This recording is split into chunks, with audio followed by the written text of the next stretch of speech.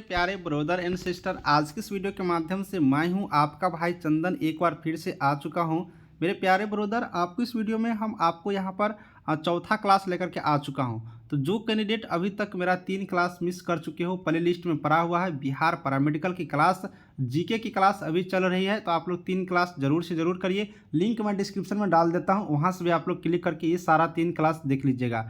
और मैं चौथा क्लास आज लेकर के आया हूँ, सिर्फ वीवीआई क्वेश्चन आपको करवा रहा हूँ और जो पिछले वर्ष क्वेश्चन पूछे गए थे वो क्वेश्चन भी इसमें इंक्लूड किया हूँ जीके का। तो सारा क्वेश्चन देखिए दोस्तों, इस रविवार के बाद सारे क्लास स्टार्ट होगा। मैं सारा क्लास सेटअप कर रहा हूँ, ऑब्जेक्टिव वीवीआई क्वेश्चन रख रहा हूँ कलेक्ट करके, इसलिए थोड़ा टाइम लग रहा है। हिंदी की क्लास आपको बहुत जल्दी मिलेंगे, उसके बाद साइंस का सारे क्वेश्चन शुरू करूँगा, ठीक है। तो सब्सक्राइब करिएगा और चलिए चौथा क्लास आज हम लोग स्टार्ट करते हैं इंपॉर्टेंट क्वेश्चन के साथ। सबसे पहला क्वेश्चन आज का मेरा ये रहा कि मगध जनपद की राजधानी कहाँ थी। अब देखिए सबसे पहले इसको समझिए। पहले क्या होता था कि अलग अलग जनपद थे, यानी कि अलग अलग यहाँ पे क्षेत्र बांटा गया था। तो इस तरह से जनपद जो हुआ करता था तो 16 जनपद होते थे, ठीक है। अब इन्हीं में से एक मगध जनपद थे, तो इनकी राजधानी कहाँ था। तो मगध जनपद की यहाँ पर बात है, तो मगध जनपद की राजधानी वाराणसी था। वाराणसी आप लोग जैसे जानते हो को वाराणसी यूपी स्टेट में भी पड़ रहा है, तो वाराणसी मगध जनपद की राजधानी है। यूपी की राजधानी लखनऊ है, ये भी याद रखिएगा सारे कैंडिडेट।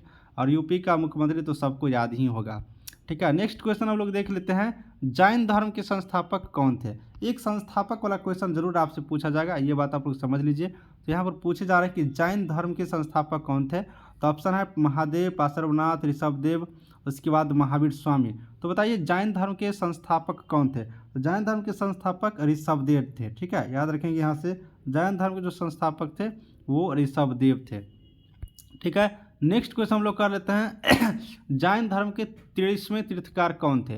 जैन धर्म में जो तीर्थकार होते थे तो उसका 23वां तीर्थकार कौन थे, ये पूछ रहा है। तो जैन धर्म के जो 23वें तीर्थकार थे वह सब पार्श्वनाथ थे, याद रखेंगे। 23वें और पार्श्वनाथ थे जैन धर्म के तीर्थकार।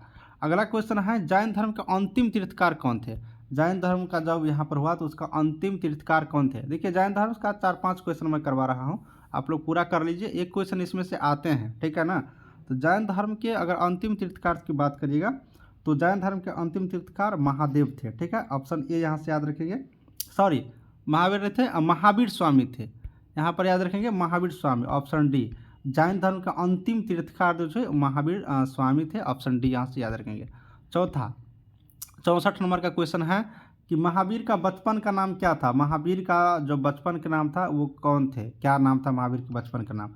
तो महावीर का बचपन का नाम हमको लग रहा है सबको याद ही होगा, फिर से एक बार बता देता हूँ, वर्धमान नाम था, ठीक है। ऑप्शन ए यहाँ से हम लोग याद रखेंगे, महावीर के बचपन का क्या नाम था, तो वर्धमान नाम था। ऑप्शन ए मेरा यहाँ से कंप्लीट हुआ। चलिए नेक्स्ट क्वेश्चन है, अब बौद्ध धर्म के बारे में कुछ पढ़ लेते हैं, ठीक है। बौद्ध धर्म के संस्थापक कौन थे। जैन धर्म के तो आपने देख लिया, अब बौद्ध धर्म के देख लीजिए। तो बौद्ध धर्म की बात करेंगे तो बौद्ध धर्म के संस्थापक गौतम बुद्ध थे। ऑप्शन ए यहाँ से हम लोग करेक्ट करेंगे, ऑप्शन ए मेरा सही होगा। बौद्ध धर्म के संस्थापक कौन होंगे, गौतम बुद्ध होंगे। नेक्स्ट क्वेश्चन, एशिया के ज्योतिपुंज किसे कहा जाता है। अब देखिए एशिया हमारा महादेश है, 7 महादेश हैं टोटल, इसमें से एशिया महादेश में हम लोग आते हैं। तो एशिया के ज्योतिपुंज किसे कहा जाता है। तो एशिया के ज्योतिपुंज की अगर बात करिएगा यहाँ पर, तो एशिया के ज्योतिपुंज गौतम बुद्ध को कहे जाते हैं, ठीक है।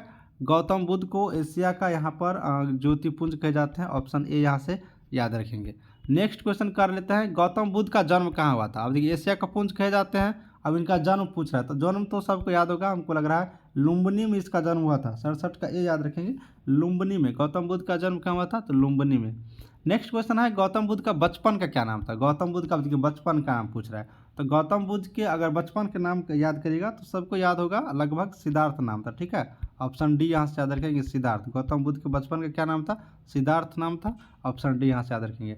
गौतम बुद्ध का प्रथम गुरु कौन थे। देखिए गौतम बुद्ध के बारे में चल रहा है, बौद्ध धर्म के बारे में याद रखिएगा। तो गौतम बुद्ध के अगर प्रथम गुरु की बात करिएगा तो आलर कालम था, ठीक है। आलर कालम है, आलर कालम, ये इनके प्रथम गुरु थे गौतम बुद्ध के। तो यहाँ से सी याद रखेंगे, ऑप्शन।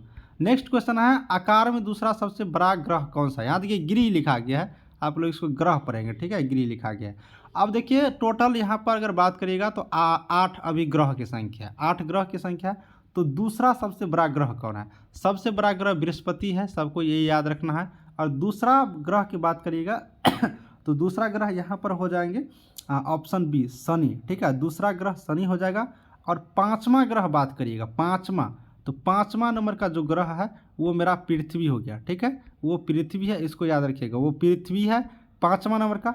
दूसरा नंबर पे शनि है और पहला नंबर पे यहाँ पर पहला नंबर पे कौन है, बृहस्पति है, ठीक है। तो ये सारा आप लोग इस तरह से याद रखेंगे। तो यहाँ पर दूसरा ग्रह के चल रहा था, तो दूसरा ग्रह का ऑप्शन शनि हो गया।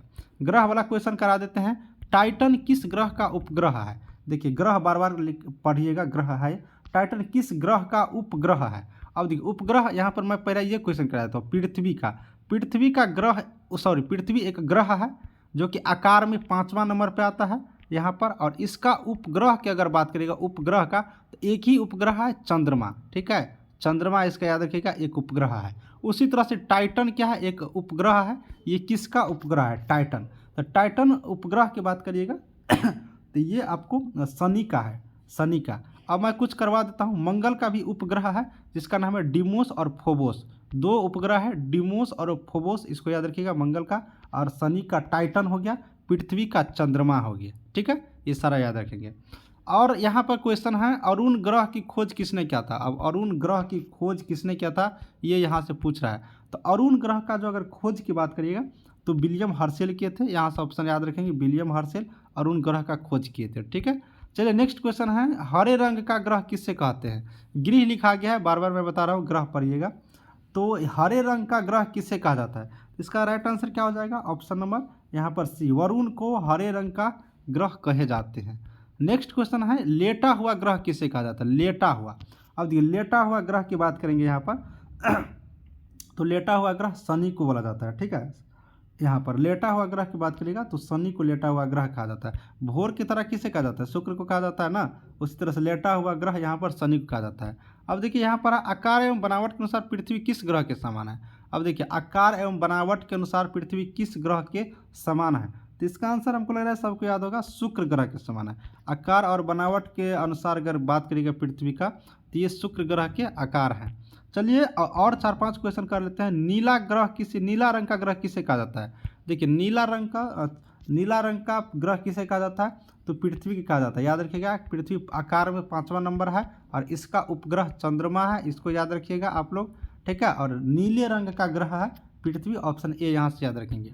चलिए नेक्स्ट क्वेश्चन है, पृथ्वी का एकमात्र उपग्रह कौन सा है। कितना बार बोल चुका हूँ, चंद्रमा एक एकमात्र ग्रह है, तो इसका उपग्रह कौन हो गया, पृथ्वी का चंद्रमा, ऑप्शन बी याद रखेंगे। ग्रह से एक क्वेश्चन पूछता है, सेरस एक बौन ग्रह है, इसका खोज किसने किया था। देखिए सेरस एक बौना ग्रह है, अब बौना ग्रह है तो इसका खोज किसने किया था, तो इसका खोज विलियम हर्शेल किया था, ऑप्शन सी यहाँ से, सॉरी पियाजी किया था, ठीक है, पियाजी, ऑप्शन बी यहाँ से याद रखेंगे, पियाजी इनका खोज किया था। सेरस जो ग्रह है इसका खोज पियाजी किए थे, जो एक बौना ग्रह है, ठीक है। 1879 भारत में किस प्रकार की नागरिकता का प्रावधान है।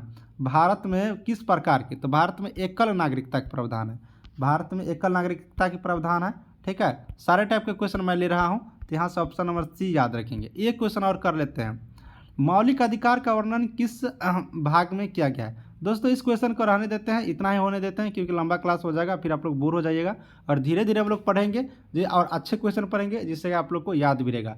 तो इस तरह से हमने टोटल क्वेश्चन कर लिया। एक क्वेश्चन मैं छोड़ देता हूँ आप लोग के लिए, वर्तमान में मौलिक अधिकार की संख्या कितनी है, ये क्वेश्चन आप लोग करके लाइएगा, कमेंट में बता दीजिएगा। मौलिक अधिकार की संख्या कितनी है, कमेंट करताइएगा। और आप लोगों को क्लास कैसा लग रहा है बताइएगा, और नेक्स्ट आप लोगों को क्लास बहुत ही जल्दी लेकर आ रहा हूँ। चलिए इस वीडियो को यहीं पर समाप्त करते हैं, मिलेंगे नेक्स्ट वीडियो में। Thank you.